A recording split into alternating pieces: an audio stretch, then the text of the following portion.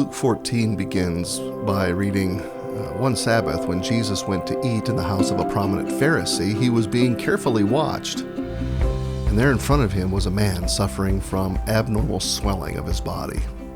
And Jesus asked the Pharisees and experts in the law, is it lawful to heal on the Sabbath or not? But they remained silent. So, taking hold of the man, he healed him and sent him on his way. Now we can speculate about that scene. It would have been customary to enjoy a Sabbath meal after morning teaching in the synagogue. And Jesus routinely taught in synagogues on the Sabbath. I mean, this scene could simply be a matter of the synagogue leaders hosting the preacher for a meal after church. Seems reasonable, doesn't it? Anyone have lunch plans today? Well, what was unexpected there was the presence of this diseased one. He was out of place. Of all times for this unclean one to show up on a Sabbath in the midst of these religious dignitaries, this was the worst occasion. It was offensive. But for Jesus, the offense was an opportunity. Offenses are often opportunities if we dare see them so. Jesus often healed on the Sabbath, much to the consternation of the religious leaders who were certain that such work on the Sabbath was sacrilegious. For Jesus, it was first things first. And healing this one, who was the very least in the crowd, took priority over dining with the best. Yeah, the rules had changed. Jesus turned them upside down.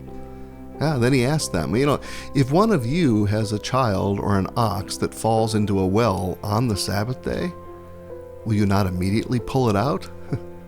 And again, they had nothing to say. The rules had changed, but standing behind the rules all along was the grace of God. You see, the Sabbath was made for people to worship, not for anyone to suffer, not even livestock.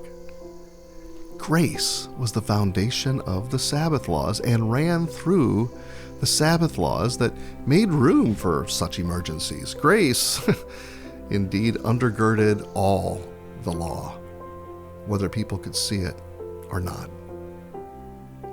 First things first. For Jesus, that meant demonstrating that grace of God on behalf of this diseased one, this one who would have been considered the very least. Just a few verses before this scene, Jesus taught, there are those who are last who will be first, and first who will be last. Yeah.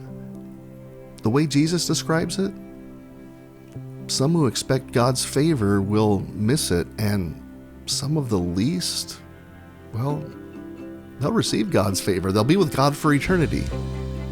Even among the first. Just like he said, there are those who are last who will be first, and first who will be last. Jesus saw one of the least that day and made him first, healing his disease. And we who follow Jesus should strive to do the same, humbling ourselves and looking to elevate others.